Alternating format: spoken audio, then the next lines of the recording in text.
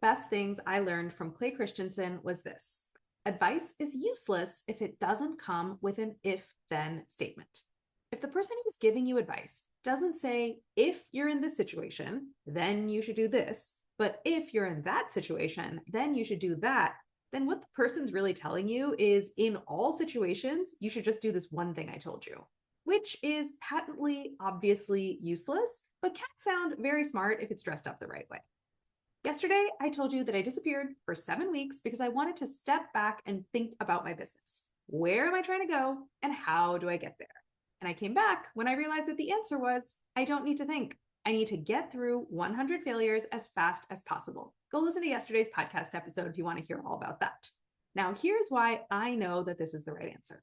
If you know where you're trying to go and exactly how to get there, then you should make a thoughtful plan and execute it as well as you possibly can. I like to call this execution mode. If you don't know exactly where you're trying to go or you don't know exactly how to get there, then what you need to do is get through 100 failures as fast as possible. And I like to call this exploratory mode. Execution mode works when you're in a high data situation.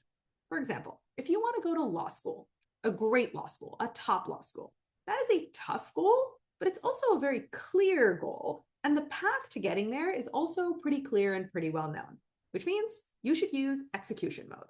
You should take some time up front and really plan everything out. How are you going to get a great GPA, get a great LSAT score, get the great rec letters that you need, all of those things. And then once you've made your plan, you should put your head down and execute that plan as well as you possibly can. Exploratory mode, on the other hand, is what you need when you're in a low data situation. For example, when I found myself feeling stuck in my business, having built one thing, but knowing that I wanted more, but simultaneously struggling to articulate exactly what that more was beyond just a vague outline, and therefore struggling to make a step-by-step plan that would actually lead to the mystical land of more, I was in a classic low data exploratory mode requiring situation. And here's a simple way to know if you are in one of these two. If you have been stuck or spinning on a question, a problem, or a decision for more than 2 weeks, you need to deploy exploratory mode. It's okay if you don't know how to get to where you want to go. It's even okay if you're in the double unknown, untethered fog of not knowing what you want or how to get there. You will only stay stuck if you keep thinking about it. But because when you think about it, your brain is going to output, I don't know. Or your brain is going to output a different answer every day, every week, every hour, not because you have a stupid brain or because you have unrealistic desires or because you have a lack of commitment or discipline.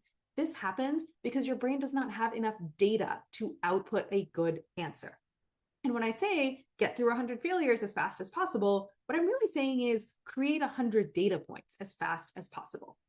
Okay, that's it for today. Tomorrow, I'm going to tell you about the 3 kinds of inflection points that high achievers face in their career and why you need exploratory mode when you're going through an inflection point. Make sure to subscribe to my email newsletter so you don't miss a thing. You can subscribe at poojav.substack.com, where I've also linked it in the episode description. And if you have been stuck for more than 2 weeks on a stress, productivity, performance, or purpose question, come talk to me and let's crack it together. The link to book a free consult call with me is above.